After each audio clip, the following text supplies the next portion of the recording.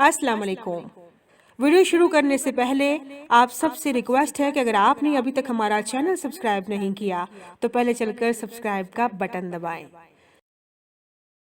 जो बेटियां रात के अंधेरे में घर की दहलीज पार कर जाएं, दिन की रोशनी में इन्हें कहीं पनाह नहीं मिलती। कब का पड़ा हुआ फिक्रा जहन में गूंज रहा था।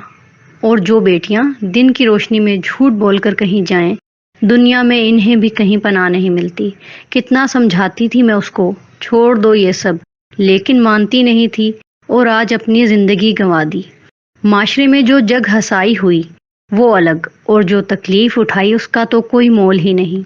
महक जहां अफरोज की सबसे अच्छी दोस्त थी, दोनों स्कूल से लेकर कॉलेज तक साथ ही रही थीं। जहां अफरोज शादी के बाद अमेरिका शिफ्ट हो गई थी, लेकिन अभी भी दोनों बराबर राब्ते में थीं। अमेरिका आने के बाद उसे पता चला कि महक किसी के साथ रिलेशनशिप में है, और आज इसे महक के कत्ल की खबर मिल गई थी। तब से वो सदमे की कैफियत में महक की तस्वीर को देखे जा रही थी। महक का ताल्लुक एक खाते पीते घराने से था। दौलत की रेल पेल थी, आज़ादी के नाम पर कोई रोक टोक न थी। बाप को अपने कारोबार से फुर्सत न थी और माँ को अपनी पार्टियों और सोशल वर्क से सर खुजाने का टाइम न मिलता था।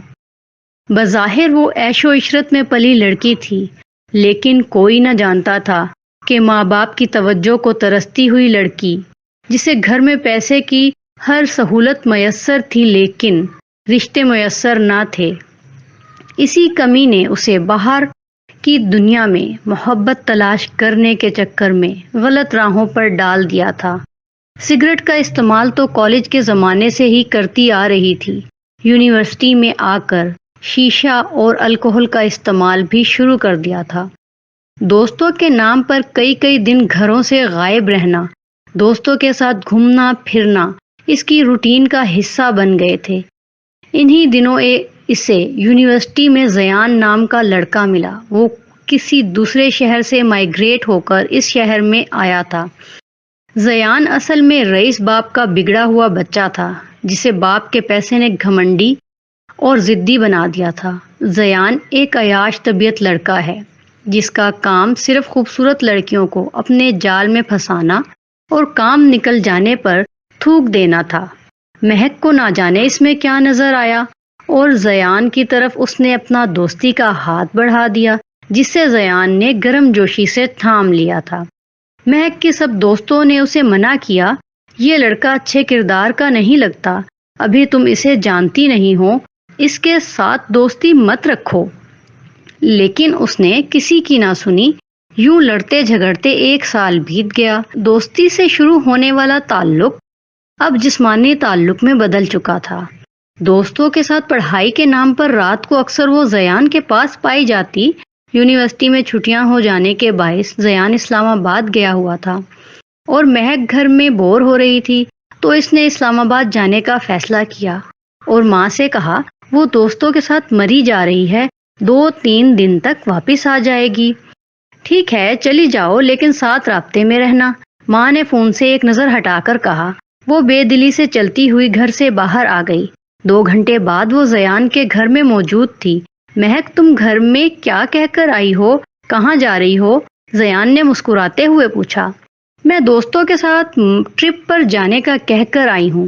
वैसे भी घर वाले मेरी परवाह नहीं करते, तो मैं इनकी परवाह क्यों करूँ? बाबा को अपने बिजनेस से फुर्सत नहीं, वैसे भी वो आजकल अपने काम के सिलसिले में जर्मनी गए हुए हैं और मामा किसी एनजीओ के सिलसिले में बलूचिस्तान जा रही हैं। औरतों के मसाइल को हल करने में वो अकेली, तो मैं अकेली घर में क्या करती, इसलिए यहाँ आ गई। महक तुमने मेरे प्रपोजल का जवाब नहीं दिया, ज़यान ने बेसब्री से पूछा। देखो ज़यान, मैंने तुम्हारे साथ शादी का नहीं सोचा, हम सिर्फ अच्छे दोस्त हैं और बस मेरी तरफ से ना है, महक ने उकताकर कहा। लेकिन इनकार की वजह?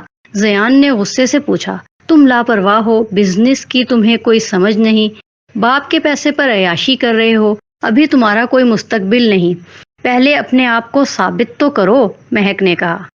अब साल गुजार कर तुम्हें मुझ में खराबियां नजर आने लगी हैं।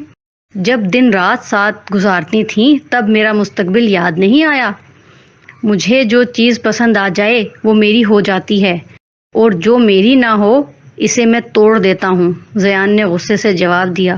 اچھا تو کیا کرو گے تم میرے ساتھ؟ ڈرتی نہیں ہوں میں کسی سے، میں نے دوستی کی آفر کی تھی اور میں ہی اس کو ختم کر رہی ہوں۔ اب مجھے چلنا چاہیے۔ مہک نے بیگ اٹھایا ہی تھا کہ زیان کا ہاتھ مہک کے بیگ کی سٹرپ پر تھا۔ تم میرے گھر میں ہو، میری مرضی کے بغیر تم ہل بھی نہیں سکتی، جا کر تو دکھاؤ۔ زیان ہاتھ ہٹاؤ اور مجھے جانے دو، مہک نے غصے سے کہا اور ساتھ ہی اسے پرے دھکیلنا چاہا، لیکن اس کے بال زیان کے ہاتھ میں تھے۔ جان سے مار دوں گا تمہیں، میری نہیں تو کسی کی بھی نہیں بنو گی۔ تم زیان پر کوئی بھوت سوار ہو چکا تھا، مکوں اور تھپڑوں سے بے حال کر دیا تھا۔ مہک اپنا بچاؤ نہ کر پائی تھی۔ مجھے جانے دو، اللہ کا واسطہ ہے، مہک روتے ہوئے کہہ رہی تھی، لیکن زیان پر شیطان غالب آ گیا تھا۔ نہیں جانے دوں گا، جا کر تو دکھاؤ۔